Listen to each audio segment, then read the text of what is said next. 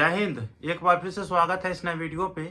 इस वीडियो के माध्यम से जो जानकारी बता रहा हूँ यह बेहद इम्पोर्टेंट जानकारी है और ये वैसे कैंडिडेट के लिए है जो डिग्री पार्ट 3 के एग्जाम देने वाले हैं। आप लोगों के एग्जामिनेशन प्रोग्राम और सेंटर लिस्ट विश्वविद्यालय के द्वारा जारी कर दिया गया है, जिसको लेकर वीडियो पहले भी अपलोड हो चुका है। अगर आप लोग एग्जामिनेशन प्रोग्राम और सेंटर लिस्ट नहीं देख पाए हैं तो डिस्क्रिप्शन बॉक्स में उसका लिंक दे रहा हूं, आप लोग डाउनलोड करके खुद से देख लें। ठीक है, एग्जामिनेशन प्रोग्राम को कैसे समझना है उसको लेकर भी वीडियो अपलोड हो चुका है, आप उसे भी देख सकते हैं डिस्क्रिप्शन बॉक्स में या चैनल पे देख लीजिए। ठीक है, इस वीडियो के माध्यम से 3 बेहद अपडेट जो है इंपॉर्टेंट अपडेट वो मैं आप लोग को बता रहा हूँ। सबसे पहले देखिए, आप लोग कहेंगे कि करेक्शन को लेकर के, तो करेक्शन को लेकर के जो है लिंक एक्टिवेट कर दिया गया है। तो जो भी चीज़ आप लोगों को सुधार करना है, आप लोगों को डिस्क्रिप्शन बॉक्स में लिंक दिया हूँ, आज से कल तक आप लोग सुधार कर लीजिए। ठीक है, तो ये चीज़ आपको समझ में आ गया। उसके बाद जो है आप लोगों का यह कॉल भी आया। देखिए, एक स्टूडेंट का कॉल आया, ये सर कॉलेज में एडमिट कार्ड कब से मिलेंगे। तो मैं उनको बता देना चाहता हूं कि कॉलेज में कोई भी एडमिट कार्ड आपको नहीं मिलेगी। आप लोगों को करना क्या पड़ेगा कि विश्वविद्यालय के द्वारा जो एडमिट कार्ड जारी किया जाएगा ना, तो उसे डाउनलोड करना पड़ेगा। प्रिंट आउट करा करके अपने कॉलेज में जा करके प्रधानाचार्य महोदय होंगे या सहायक शिक्षक होंगे, उनसे जो है साइन मोहर एडमिट कार्ड पे करवाना है। ये चीज़ आपको समझ में आ गया, अर्थात अपने एडमिट कार्ड को वेरीफाई कर लेंगे और उसके बाद जो है आप लोग एलिजिबल हो जाएंगे एग्जाम देने के लिए।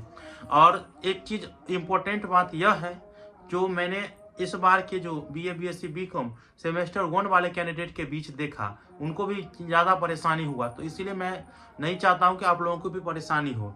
देखिए, एक तो आप लोगों को एडमिट कार्ड जब जारी किए जाएंगे तो एडमिट कार्ड पे आपके किस पेपर का एग्जाम कितने तारीख को है वो इंक्लूड रहेगा, कौन से सिटिंग में है वो चीज़ यहाँ पे लिखा रहेगा।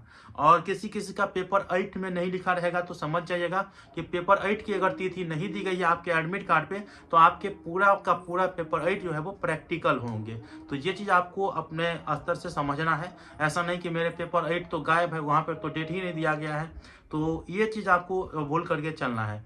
अब मैं आप लोगों को और बता देता हूँ कि आपके प्रोग्राम जो विश्वविद्यालय के द्वारा अभी जारी किया गया है और आपके एडमिट कार्ड पे जो डेट दिया रहेगा, अगर बाय द वे किसी चीज़ में गलती हो गया, जैसे आपका एग्जाम 20 तारीख को है, ठीक है, प्रोग्राम में 20 तारीख दिखा रहा है लेकिन एडमिट कार्ड पे वही पेपर 21 तारीख को दिखा रहा है, तो ये होता है। सेमेस्टर 1 वाले कैंडिडेट के साथ हुआ है, मेरे भी स्टूडेंट के साथ हुआ है। मैं भी एक दिन एक्स्ट्रा चला गया था परीक्षा देने के लिए, लेकिन उस दिन परीक्षा नहीं था, इसके अगले दिन परीक्षा था।